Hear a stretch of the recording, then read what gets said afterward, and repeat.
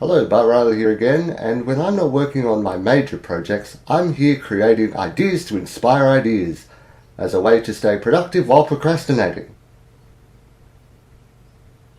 That's no better than where I started. Once again, I'm combining two concepts into one. Today I'm using one idea to answer the plot holes of the other. Have you ever watched something like Indiana Jones or National Treasure and wondered about the construction of the ancient temples and booby traps and how they've survived for so long? The fact that over so long a simple flood or earthquake could completely destroy the precise clue finding necessary in these films. My solution is time travel. Yes, take a relatively grounded concept and throw magic into it. Most unorthodox. On top of that, this is a video game idea, so as well as exploring ruined architecture, you're also travelling through time and seeing history unfold. Your character is a combination of Lara Croft and Elizabeth Bioshock. The basic plotline is you are a member of this archaeology team who just so happens to have the ability to create portals through time. As you're introduced to this group of characters, you are the newbie. Nobody else knows your abilities except for the leader who hired you. So you go through the first temple with everyone picking on you and asking why you're here, until you come to the first cave-in.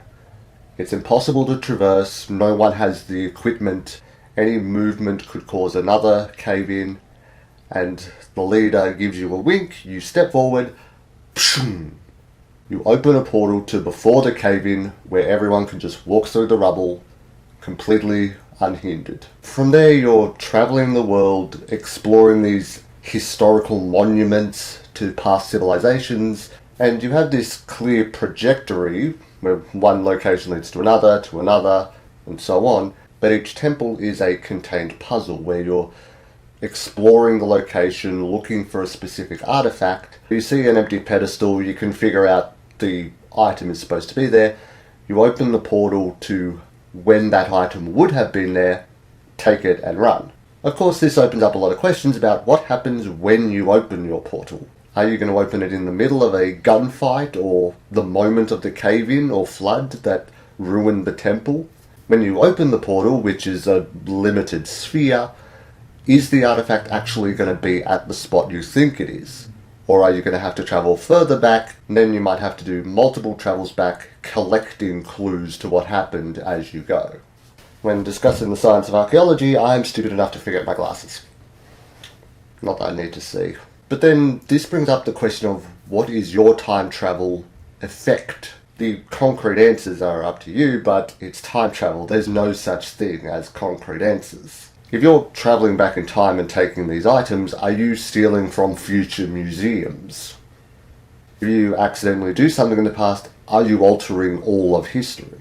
Possibly in one of the later levels you see a specific skeleton in the treasure room, and through that level conflict within your team arises to the point where someone gets injured, falls out of the portal, and plot twist, the skeleton was your friend. And then through the rest of the game your character is having an existential crisis of what have I done? Because of course your character starts the game knowing her abilities, but the question is what are the greater effects? There's lots of different methods of time travel as pointed out in this video, but you don't have to limit yourself to one particular style, since you are beginning with the internal ability to travel through time and space. All logic is going out the window except for the treasure hunt part.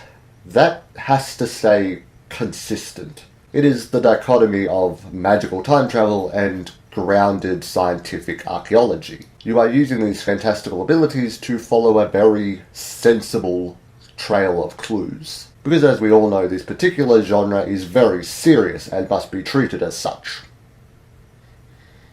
Thanks for watching. This is my verbal declaration that I will not sue anyone for using the previous outline to create their own work, regardless of how much fame or money you might get from it. I'm definitely not the kind of artist who thinks I can own a concept. However, I would like to see what comes out of this video just for comparison and curiosity.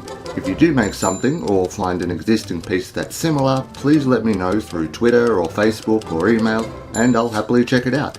And if you want to see the ideas I am working on for myself, please visit my Patreon page for samples and previews, no payment required. Happy creating, Bard Riley out!